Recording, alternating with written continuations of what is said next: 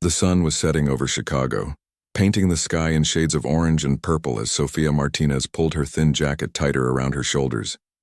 The early November wind cut through the worn fabric like it wasn't even there. Winter was coming early this year and Sofia had nowhere to go. 6 months ago she'd had a home. 6 months ago her grandmother had been alive, and they'd shared a small but cozy apartment on the west side of the city. 6 months ago Sofia had been a regular high school student with dreams of becoming a professional pianist. Now, at 17 she was just trying to survive another day. Sofia walked down Michigan Avenue, watching as people hurried past her, heading home to warm dinners and comfortable beds.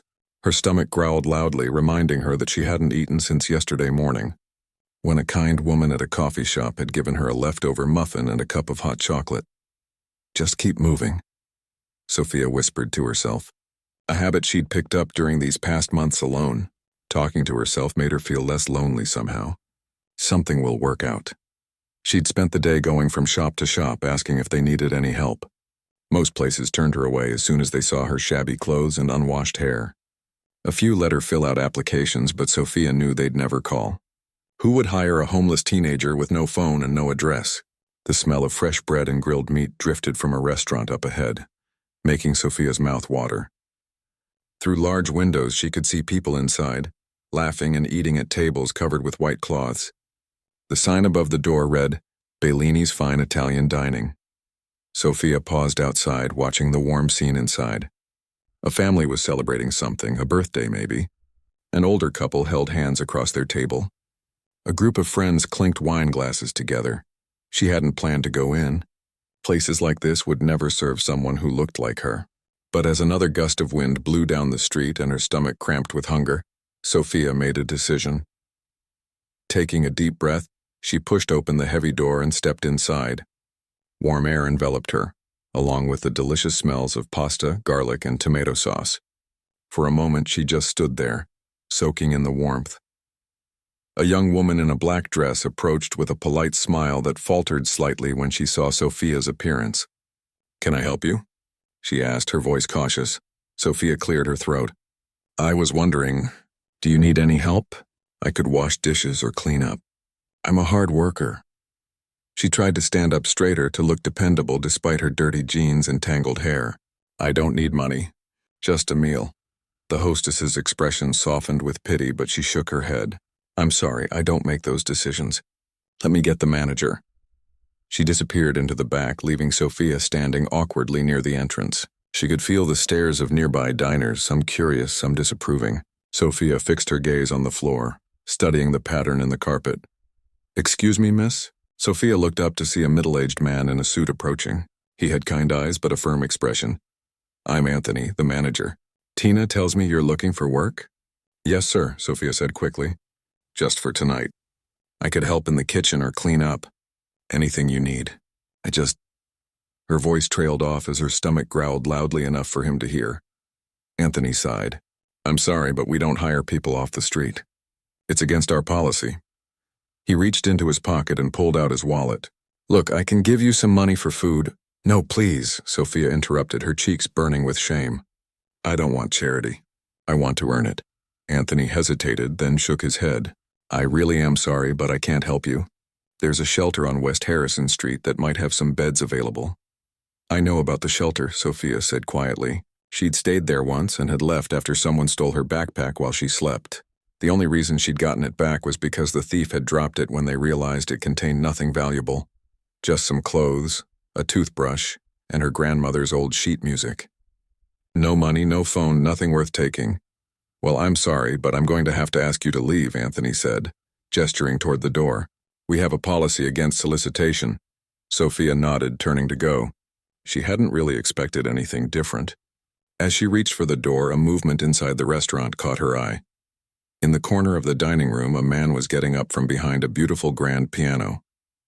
Sofia hadn't noticed it when she first came in, too focused on her hunger and the warmth of the building. Now she couldn't look away. It was a Steinway, gleaming black and perfectly polished. Sofia's fingers tingled at the sight of it. Her grandmother had taught her to play on an old upright piano that had been in their family for generations. They'd had to sell it during her grandmother's illness to pay for medicine. Sophia hadn't touched a piano in 6 months. Without thinking, she moved away from the door, drawn toward the instrument like a moth to flame. She barely noticed as she weaved between tables, ignoring the stares of the diners. All she could see was the piano. Miss, you need to leave," Anthony called after her, but Sophia barely heard him. She reached the piano and gently, reverently, touched the smooth wood. Memories washed over her grandmother guiding her small hands over the keys, teaching her scales and chords. The pride in the old woman's eyes when Sophia mastered a difficult piece. "Young lady, I'm serious," Anthony said, catching up to her. "You need to go now or I'll have to call the police." Sophia finally looked at him, tears in her eyes. "Please," she whispered. Could I play? Just one song?"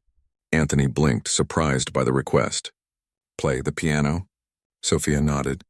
Music is everything to me. I haven't played in so long. Before Anthony could answer, a well-dressed woman at a nearby table spoke up. "Oh, let her play, Anthony." What harm could it do? The woman's dining companion, an older man with silver hair, nodded in agreement. "Yes, let's hear what she can do. We could use some entertainment." Anthony looked uncertain, glancing between Sophia and the couple who seemed to be regular customers. "Mrs. Chen, Mr. Chen, I don't think—" "Just one song," Mrs. Chen insisted with a warm smile. "I'm curious now." Other diners were watching with interest.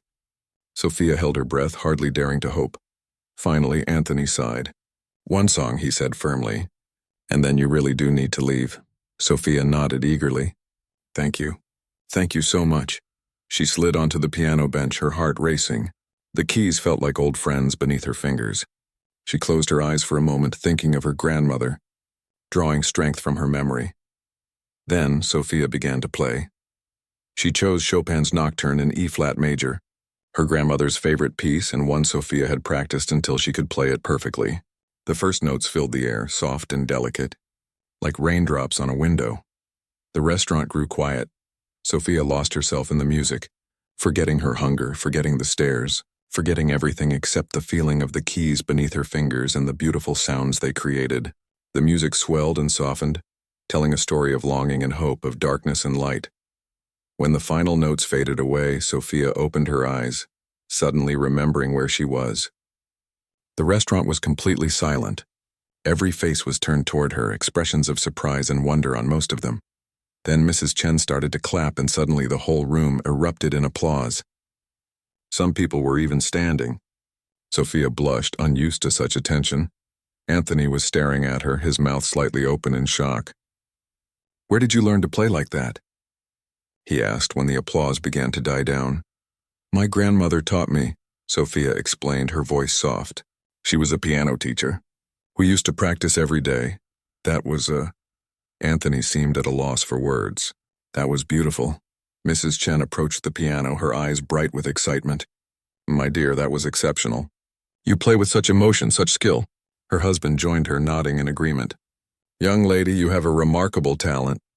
More diners gathered around, asking questions, complimenting her playing. Sophia felt overwhelmed by the attention, but also warmed by it. It had been so long since anyone had looked at her with anything but pity or suspicion. Anthony cleared his throat, looking thoughtful. I think we might be able to work something out after all." He gestured toward the kitchen. "Would you like to come have something to eat? And we can talk." Sophia's heart leapt with hope. "Yes," she said, smiling for what felt like the first time in months. "I'd like that very much." As she followed Anthony toward the kitchen, Sophia glanced back at the piano. For a brief moment, she could almost see her grandmother standing beside it, nodding with pride. "Thank you," Sophia whispered, not sure if she was thanking Anthony, the Chens, or her grandmother's spirit. Maybe all of them. For the first time in a long while, Sophia felt something she'd almost forgotten. Possibility. And it had come from the most unexpected place. A restaurant where she'd been turned away. A piano she'd found by chance, and the music that had never really left her, even when everything else had been taken away. Sophia followed Anthony through the restaurant, feeling the eyes of the diners on her back. She tried not to think about how she must look, her hair unwashed, her clothes dirty and worn. Instead, she focused on putting one foot in front of the other, still buzzing from the feeling of playing the piano again after so many mo. The kitchen was bright and busy, with cooks calling out orders and the clatter of pots and pans filling the air. Steam rose from large pots on the stove, and the smell of garlic and tomatoes was even stronger here. Sophia's stomach growled again, loudly enough that one of the cooks glanced over and smiled sympathetically. "Luis," Anthony called to a young cook who was chopping vegetables. "Can you put together a plate for our guest here? Something filling." Luis nodded and immediately began preparing a dish, moving with the quick efficiency of someone who had done this hundreds of times before. Anthony led Sophia to a small table in the corner of the kitchen, away from the busiest area. "Sit," he said, his tone much gentler than it had been earlier. "Let's talk while you eat." Sophia sat down, trying not to look too eager as Luis approached with a steaming plate of pasta and rich tomato sauce, topped with meatballs and a side of garlic bread. He set it down in front of her with a smile and a wink. "Our house special," he said. "Enjoy." Sophia wanted to dive in immediately. It had been so long since she'd had a hot meal like this, but she hesitated, looking at Anthony. "Go ahead," he said, noticing her hesitation. "Eat. We can talk while you do." Sophia picked up her fork and took a bite. The flavors exploded in her mouth. Tangy tomato, rich garlic, perfectly seasoned meat. She couldn't help the small sound of pleasure that escaped her. Anthony watched her eat for a moment, his expression thoughtful. "So," he said finally, "where did you learn to play like that?" Between bites, Sophia told him about her grandmother, how Maria Martinez had once been a professional pianist in Venezuela before moving to the United States, how she had taught piano lessons from their small apartment to make ends meet, and how Sophia had grown up with the sound of music always filling their home. "She taught me everything," Sophia said, tearing off a piece of garlic bread. "We practiced every day. She said I had a gift, that I could go further than she ever did." "She was right," Anthony said simply. "You're very talented." Sophia looked down at her plate, now half empty. "Thank you," she said quietly. "What happened?" Anthony asked gently. "How did you end up homeless?" Sophia finished when he trailed off. She took a deep breath. It still hurt to talk about it. "Grandma got sick about a year ago. Cancer. We didn't have good insurance and the treatments were expensive. She kept teaching as long as she could, but eventually she was too weak." Sophia paused, remembering those difficult days, her grandmother growing thinner and frailer, but still insisting that Sophia practice every day. "Music will save you," she'd say. "When everything else is gone, music remains." "We sold everything we could," Sophia continued. "Her jewelry, our TV, even our piano eventually. But it wasn't enough. She died 4 months ago and I couldn't keep up with the rent on my own. No one would hire me. I'm too young, I don't have a high school diploma yet, and anyway, I had to miss too much school taking care of her." Anthony's face showed genuine concern. "Don't you have any other family? What about your parents?" Sophia shook her head. "My mom died when I was little. I never knew my dad. It was always just Grandma and me." "What about social services? Foster care?" Anthony pressed. "I tried calling," Sophia admitted. "But they said since I'm 17, I'd only be in the system for a few months before aging out. And I heard stories about some foster homes. I was scared." She looked up at Anthony. "I thought I could make it on my own until I turn 18. Get my GED, find a job, maybe even save up enough to go to college someday. Grandma always wanted me to apply to music schools." "And how's that working out?" Anthony asked, but his tone wasn't unkind. Sophia gave a small, sad laugh.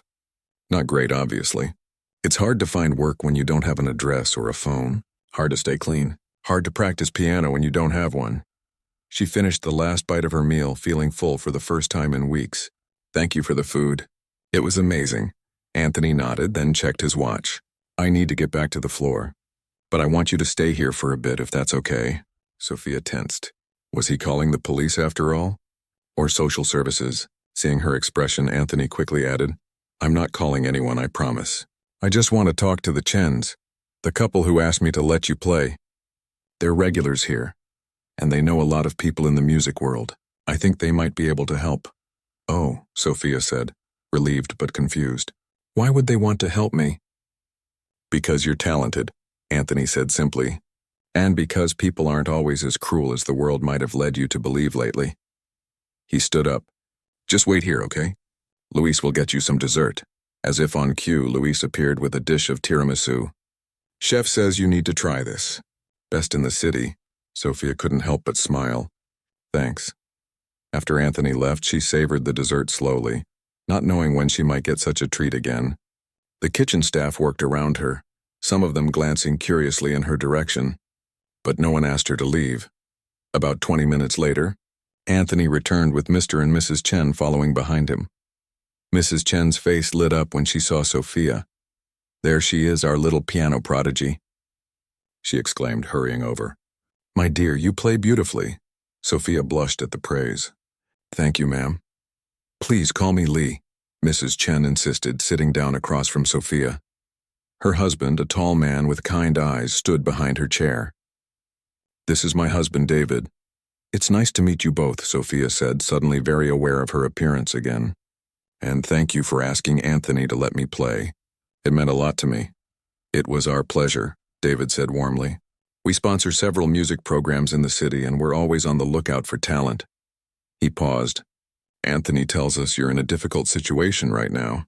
Sophia nodded, uncomfortable with the direction of the conversation but not seeing a way out of it. "We'd like to help," Lee said, reaching across the table as if to take Sophia's hand, but seeming to think better of it. "If you're willing to accept our help, that is." What kind of help?" Sophia asked cautiously. She'd learned to be wary of offers that seemed too good to be true. "For tonight, a hotel room," David explained. "A safe place to sleep with a hot shower and clean towels. Tomorrow we can talk more about your options." "Options?" Sophia repeated. Lee nodded enthusiastically. "David sits on the board of the Chicago Youth Symphony Orchestra. They have a community outreach program that includes scholarships for talented young musicians." Her eyes sparkled with excitement. "And I have connections at the Chicago Conservatory. If you're as good as I think you are, and that Chopin suggested you are, there might be opportunities there." Sophia's head spun. This couldn't be real. Things like this didn't happen to people like her. "Why?" she asked finally. "Why would you do all this for a stranger?" Lee and David exchanged a look.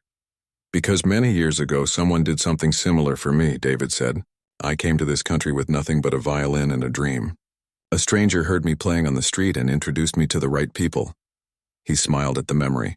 "I never forgot that kindness, and my wife and I have tried to pass it on whenever we can." "And," Lee added, "because talent like yours deserves a chance to grow." Sophia felt tears welling up in her eyes. She tried to blink them away, embarrassed.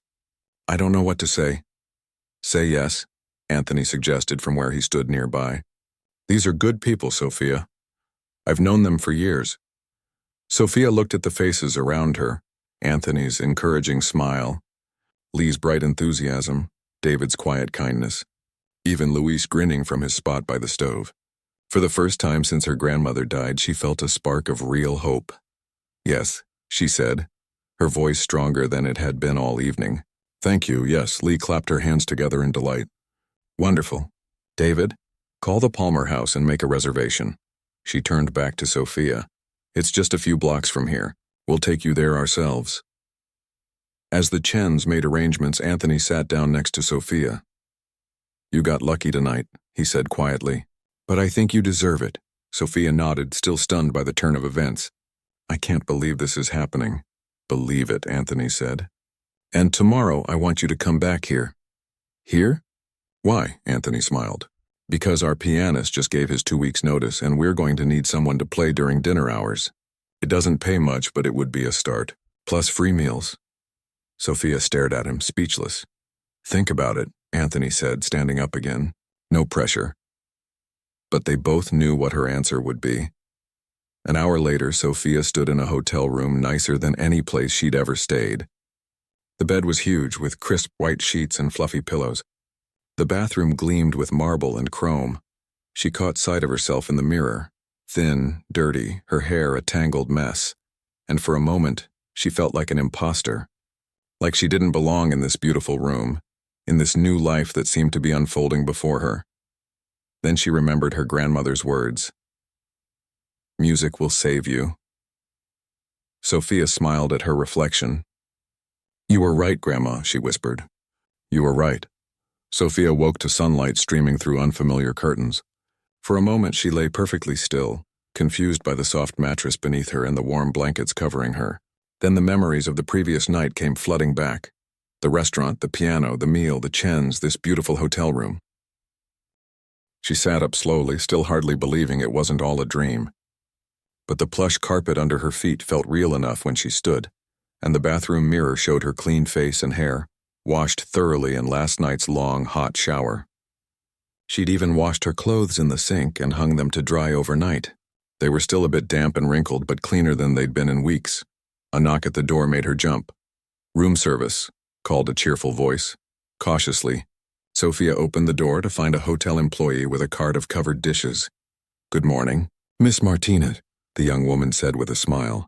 "Mr. and Mrs. Chen arranged breakfast for you." "Oh," Sophia said, surprised. "Thank you." The woman wheeled the cart into the room, lifted the covers to reveal steaming plates of eggs, bacon, toast, and fresh fruit, and then handed Sophia an envelope. "This was left for you at the front desk as well." After the woman left, Sophia sat on the edge of the bed and opened the envelope. Inside was a note written in elegant handwriting. "Dear Sophia, we hope you slept well. Please enjoy breakfast and take your time this morning. We've arranged for you to stay another night, so don't worry about checkout. We've also left something for you at the front desk. David will meet you in the lobby at 1 p.m. to take you to meet some friends at the conservatory. Feel free to call us if you need anything before then. Warmly, Lee and David Chen." Below the note was a phone number, and beneath that, a postscript. "P.S. Anthony called this morning. He's serious about the job offer, and would like you to start Friday evening if you're interested. The pay is $25 per hour plus tips and meals." Sophia read the note twice, her heart pounding. $25 an hour to play piano, something she'd do for free, plus meals.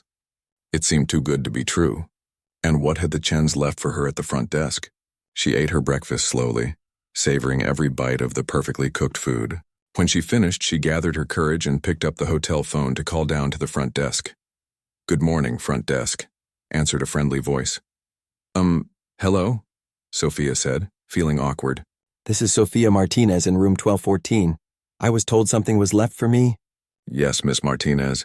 Would you like us to send it up, or would you prefer to collect it yourself?" "I'll come down," Sophia decided. She was curious, and besides, she needed to see more of this beautiful hotel in daylight. 10 minutes later, Sophia approached the front desk in the grand lobby. Marble columns soared to a high ceiling, and plush couches were arranged in small seating areas throughout the space. She felt out of place in her simple clothes, but the clerk who greeted her was nothing but professional. "Miss Martinez, welcome," he said, reaching beneath the counter. "This was left for you." He handed over a large shopping bag with the name of an upscale department store printed on the side. Inside, Sophia found several clothing items still with tags attached. A simple but elegant navy blue dress, a white blouse, black pants, a warm sweater, socks, and even a new pair of comfortable shoes in what appeared to be exactly her size. At the bottom of the bag was a small purse containing toiletries, a hairbrush, and an envelope. Sophia opened the envelope with trembling hands. Inside was $200 in cash and another note, "For anything else you might need. See you at 1 Sal." Sophia bit her lip, overwhelmed by the generosity. Part of her wanted to refuse. It felt like too much, too fast from people she barely knew. But a smaller, wiser voice that sounded a lot like her grandmother whispered, "Accept help when it's offered with a good heart. Your pride won't keep you warm or fed." She thanked the clerk and returned to her room where she tried on the clothes. Everything fit perfectly, as if Lee had somehow guessed her size just by looking at her. Sophia stood in front of the mirror in the new dress and barely recognized herself. With clean hair, clean clothes, and a good night's sleep, she looked like a different person, like the Sophia from before. When her grandmother was still alive at precisely 1 p.m., Sophia waited in the lobby. She'd chosen to wear the pants and blouse, saving the dress for another occasion. David Chen arrived right on time, smiling broadly when he saw her. "Sophia, you look wonderful," he said. "Did you sleep well?" "Yes, thank you," she replied. "And thank you and Mrs. Chen for everything. The room, the breakfast, the clothes." "It's too much," David waved away her thanks. "It's our pleasure. Lee loves shopping, and she rarely gets to shop for a daughter." A shadow passed over his face. "We had a daughter once. She would have been about your age." Sophia didn't know what to say to that, but David quickly brightened again. "Come, the car is waiting. We don't want to be late outside. A sleek black car waited at the curb. The driver opened the door for them, and Sophia slid into the back seat, trying to hide her amazement at the luxury. She'd never been in a car like this before. As they drove through the city, David explained where they were going. The Chicago Conservatory is one of the finest music schools in the country, he said proudly. Lee studied there years ago before we met, and now she serves on their board of trustees. The director is an old friend, and he's agreed to meet you today. Sophia's stomach twisted with nerves. Meet me, why? To hear you play, of course, David said, as if it were obvious. Lee told him about you, and he's intrigued. It's not often they discover raw talent like yours. But I'm not prepared, Sophia protested, panic rising in her chest. I haven't practiced regularly in months. I don't have any music prepared. Don't worry, David interrupted gently. This isn't an audition. It's just a meeting. Play whatever you feel comfortable with. They just want to get a sense of your abilities. Sophia took a deep breath, trying to calm herself. Okay, she said, not entirely convinced. I'll try. The conservatory was housed in a beautiful old building with high windows and intricate stonework. Inside, the walls were lined with photographs of famous musicians and framed concert programs dating back decades. The sound of various instruments being practiced drifted through the hallway's piano scales, violin etudes, a flute playing something soft and melancholy. David led Sophia to an office where a tall woman with silver hair was waiting for them. David, good to see you, she said warmly, shaking his hand before turning to Sophia. And you must be Sophia. I'm Dr. Eleanor Walsh, the director of student programs here at the conservatory. Nice to meet you, Sophia said, trying to keep her voice steady. Lee has told me all about your impromptu performance last night, Dr. Walsh said with a smile. I must say I'm intrigued. We don't often hear about young pianists who can play Chopin with no preparation after months away from a piano. She gestured for them to follow her. I thought we'd go straight to one of our practice rooms so I can hear for myself. Is that all right with you, Sophia? Sophia nodded, not trusting herself to speak. Her heart was racing as they walked down the hall to a small room containing a beautiful upright piano. It wasn't as grand as the one at the restaurant, but it looked well maintained and well loved. Take your time, Dr. Walsh said kindly, seeming to sense Sophia's nerves. Play whatever you'd like. Sophia sat at the bench, adjusting it slightly before placing her hands on the keys. She took a deep breath, trying to calm her racing heart. What should she play? The Chopin again? Something simpler? Something more technically challenging, to show what she was capable of? In the end, she decided on Bach's Prelude in C major from the Well-Tempered Clavier. It was one of the first pieces her grandmother had taught her, and Sophia knew it so well she could play it in her sleep. The familiar notes would help steady her nerves. She began to play, her fingers finding the keys with muscle memory that hadn't faded despite her time away from the piano. The piece was relatively simple compared to the Chopin she'd played last night, but it had a mathematical precision that showcased a different kind of skill when she finished. She immediately began Mozart's Sonata in C major, K545, moving from the controlled precision of Bach to Mozart's playful melodies without pause. She glanced up once to see Dr. Walsh watching her intently, her expression unreadable. Sophia lost herself in the music as she had the night before at the restaurant. When she finally stopped playing, the room was silent for a long moment. Well, Dr. Walsh said finally. Lee wasn't exaggerating. You have a remarkable gift, Sophia. Sophia blushed. Thank you. My grandmother was a wonderful teacher. She must have been, Dr. Walsh agreed. But there's more than just good teaching at work here. You have a natural musicality that can't be taught. She exchanged a look with David. I'd like to introduce you to one of our piano faculty, if you're willing to stay a bit longer. Sophia nodded eagerly, yes, of course. The next few hours passed in a blur. Sophia met with 2 piano professors who asked her to play more pieces, tested her ability to sight read, and asked questions about her musical background and training. By the end, she was mentally exhausted, but exhilarated. As they were leaving, Dr. Walsh pulled Sophia aside. We have a special scholarship program for exceptional students, she said. It's competitive, but based on what I've seen today, I think you have an excellent chance. It would cover tuition, of course, but also provide a small stipend for living expenses. She handed Sophia a folder. Here's the information. The next round of auditions is in 2 weeks. Think about it in the car on the way back to the hotel, Sophie. It doesn't seem real, Sophia admitted. Yesterday I was hungry and homeless. Today people are talking about scholarships and jobs. David smiled. Life can change very quickly sometimes. The important thing is to be ready when opportunity knocks. He patted her hand. And you were ready, Sophia. You kept your gift alive through very difficult times. That says a lot about you.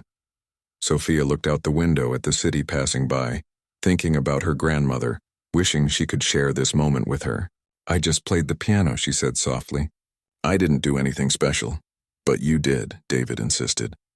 You shared your music when it would have been easier to give up. That's more special than you know. 2 days later, Sophia sat at the grand piano in Bellini's restaurant, her fingers dancing across the keys as she played a gentle rendition of Debussy's Clair de Lune. The dining room was full, the soft murmur of conversation flowing beneath the music.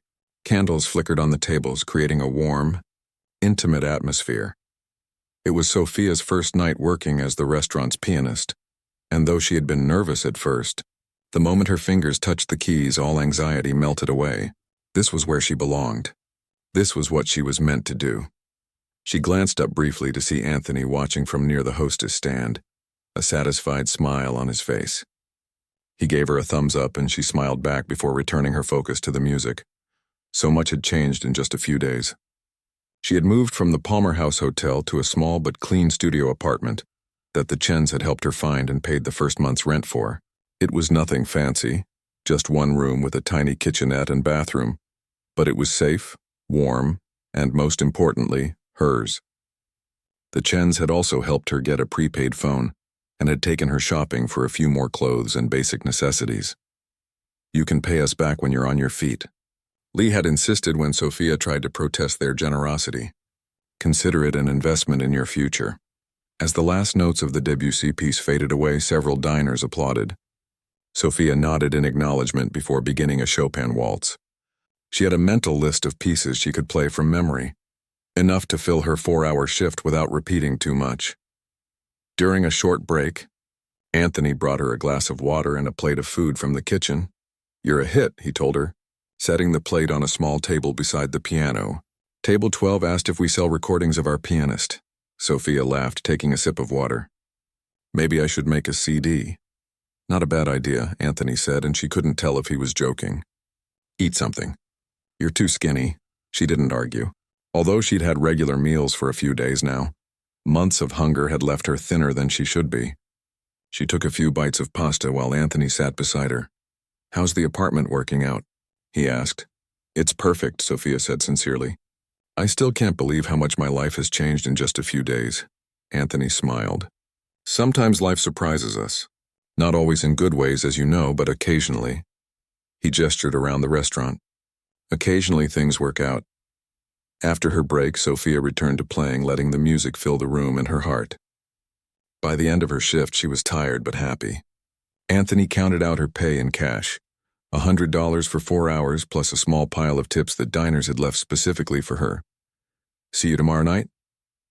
He asked as she put on her coat. Another gift from the Chens. Sophia nodded. I'll be here. She hesitated, then added, Thank you, Anthony. Not just for the job, but for giving me a chance that night. He waved away her thanks. You earned it with your talent. I just happened to be smart enough to recognize a good opportunity. Sophia stepped out into the cool night air, feeling the weight of the money in her pocket. Her own money earned doing something she loved. The feeling was indescribable. The next day, Sophia went to the library to use the computers. She needed to prepare for her audition at the conservatory, which was now only 11 days away. Dr. Walsh had given her a list of required pieces, some of which she knew well and others she would need to practice. She spent hours researching the pieces, watching performances online and taking notes. Without a piano at home, she would need to make the most of her practice time elsewhere. The Chens had offered to let her practice on their piano anytime, but Sophia was determined not to impose on them more than necessary. They had already done so much. As she was leaving the library, her phone rang. It was a number she didn't recognize. Hello? She answered cautiously. Sophia? This is Miguel Torres from the Chicago Youth Symphony Orchestra. David Chen gave me your number. Oh yes, hello, Sophia said, remembering David mentioning he was on the CYSO board. David told me about your situation and your talent. We have a community outreach program that I think might interest you. Are you available to meet sometime this week? They arranged a meeting for the following afternoon at the CYSO offices. Sophia hung up feeling both excited and overwhelmed. Everything was happening so fast. That night at the restaurant, Sophia found herself playing with even more energy and emotion than before. The music poured out of her, reflecting her renewed hope and excitement for the future. During her break, she noticed a young family at a table near the piano, a mother, father, and a girl who looked about 10 years old. The girl kept glancing over at Sophia with wide, admiring eyes. Sophia smiled at her, and the girl smiled back shyly. A few minutes later, as Sophia returned to the piano, the girl approached, clutching a napkin. "Excuse me," she said quietly. "I just wanted to tell you that you play really beautifully." "Thank you," Sophia replied, touched by the compliment. "I'm learning piano too," the girl continued. "But I'm not very good yet. Would you sign this for me?" She held out the napkin. Surprised and a little flustered, Sophia took the pen the girl offered and signed her name on the napkin. "What's your name?" she asked. "Lucia," the girl replied. "Well, Lucia, keep practicing," Sophia told her. "I started when I was even younger than you." The girl beamed. "Maybe someday I'll play in a restaurant too." "Maybe you'll play in Carnegie Hall," Sophia said, remembering her own childhood dreams. As Lucia returned to her parents, Sophia felt a strange new feeling, like she was not just a musician but someone who could inspire others. It was a powerful sensation. The next afternoon, Sophia met with Miguel Torres at the CYSO offices. He was a friendly man in his 40s with an infectious enthusiasm for music education. "Our outreach program brings music to schools that have lost their arts funding," he explained. "We send musicians, both professionals and advanced students, into these schools to give lessons, run workshops, and organize small concerts." He slid a folder across the desk to her. "We're looking for a piano instructor to work with students at 3 schools on the west side. It would be 2 afternoons a week, teaching both individual and group lessons." Sophia opened the folder, scanning the information. "But I don't have any teaching experience," she pointed out. Miguel smiled. "Everyone starts somewhere. David tells me your grandmother was a teacher, and that you learned from her. Sometimes the best teachers are those who remember what it was like to learn." The position paid $30 an hour for 6 hours a week, another $180 a week on top of what she was earning at the restaurant. Between the 2 jobs, she would be able to pay her rent and bills and even start saving a little. "We can start you as an assistant, paired with one of our more experienced teachers," Miguel continued. "If the scholarship at the conservatory comes through, we can work around your class schedule." Sophia took a deep breath. "I'd like to try," she said. "Excellent." Miguel stood and offered his hand. "Welcome to the team. We'll start next week after we've done the background check and paperwork." That evening, as Sophia walked to the restaurant for her shift, she couldn't help but marvel at the turn her life had taken. Less than a week ago, she had been homeless and hungry, with no hope in sight. Now she had an apartment, 2 jobs doing what she loved, and the possibility of a scholarship to one of the best music schools in the country. She thought about the girl from the restaurant, Lucia, and how something as simple as watching someone play the piano had inspired her. Sophia wondered how many kids she might reach through the CYSO program. Kids who might never have the opportunity to learn music otherwise. Kids who, like her, might find solace and joy in the universal language of notes and melodies. As she approached Bellini's, Sophia stopped and looked up at the night sky. Only a few stars were visible through the city lights, but she imagined her grandmother was up there somewhere watching over her. "I'm going to be okay, Grandma," she whispered. "I'm going to make you proud." Inside the restaurant, she hung up her coat and headed straight for the piano. It welcomed her like an old friend, the keys cool and smooth beneath her fingertips. Sophia began to play, her music filling the room with hope and possibility. At a corner table, a man sat alone, listening intently. He wore a well-tailored suit and had a laptop open in front of him, but he wasn't working. Instead, he was recording Sophia's performance on his phone, a thoughtful expression on his face. When she finished her first piece, he typed something into his laptop, glancing up at her occasionally. Sophia didn't notice him. She was lost in the music, in the pure joy of creation. For now, that was enough. But life had more surprises in store for the girl who had once been refused a meal, only to find that her music could open doors she never knew existed. 6 months had passed since that cold night when Sophia had walked into Bellini's hungry and hopeless. Now she stood backstage at the Chicago Symphony Center, her heart pounding as she listened to Dr. Walsh introducing her to the audience. A remarkable young talent whose journey reminds us all of the transformative power of music, Dr. Walsh was saying. Ladies and gentlemen, I am honored to present Sophia Martinez, performing Rachmaninoff's Piano Concerto No. 2 in C minor. Applause filled the grand hall as Sophia walked onto the stage. She wore the navy blue dress that Lee had bought her that first day, now altered slightly by a seamstress to fit her healthier frame, and her hair was styled simply but elegantly. As she crossed to the gleaming grand piano at the center of the stage, Sophia caught sight of familiar faces in the front rows. Anthony sat beside Luis and other staff from the restaurant, all dressed in their Sunday best. Mr. and Mrs. Chen were there too. Of course, they had become like family to Sophia over these past months. Miguel Torres from the CUSO was present with a group of students, including some from Sophia's teaching program. And in the center of the front row, an empty seat was adorned with a single white rose, Sophia's symbolic reservation for her grandmother. Sophia took her place at the piano, adjusted the bench, and nodded to the conductor. The orchestra began the dark, rolling introduction to the concerto, and Sophia closed her eyes briefly, centering herself in the moment. Then her hands touched the keys, and everything else fell away. The journey to this night had been filled with both triumphs and challenges. The scholarship audition at the conservatory had gone well, so well, in fact, that Dr. Walsh had offered Sophia not just the standard scholarship, but a place in their prestigious Emerging Artist program, which included private lessons with the conservatory's top instructors and performance opportunities throughout the city. Her work with the CYSO outreach program had expanded from assisting to leading her own classes. Sophia discovered she had a gift for teaching, particularly for connecting with children who reminded her of herself, those from difficult backgrounds who found solace in music. Watching their faces light up when they mastered even a simple melody brought her a different kind of joy than performing. And then there was Thomas Reynolds, the man who had recorded her playing at Bellini's that night 6 months ago. He had introduced himself afterward as a producer for Classical Midwest, a regional classical music radio program. "You have something special," he had told her, "a rawness and emotional honesty in your playing that can't be taught." He had asked to interview her for his program, and Sophia had nervously agreed. She hadn't expected the interview to go viral, spreading far beyond the radio station's usual audience. "Homeless pianist finds new life through music," read the headlines.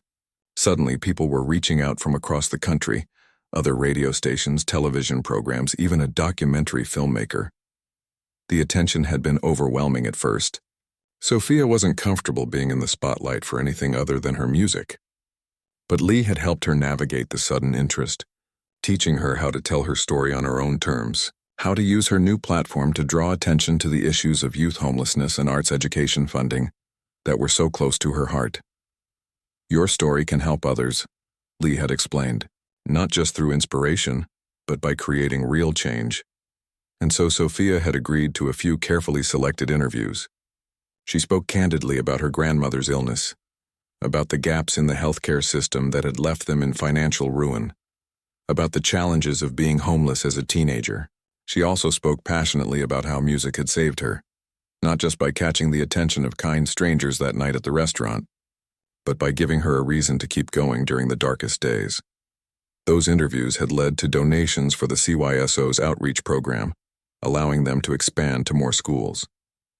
They had also sparked a community initiative to create a music scholarship specifically for homeless and at-risk youth, named in honor of Sophia's grandmother. Now as Sophia's fingers flew across the keys, pouring her soul into Rachmaninoff's achingly beautiful melodies, she felt as if her grandmother were somehow there with her.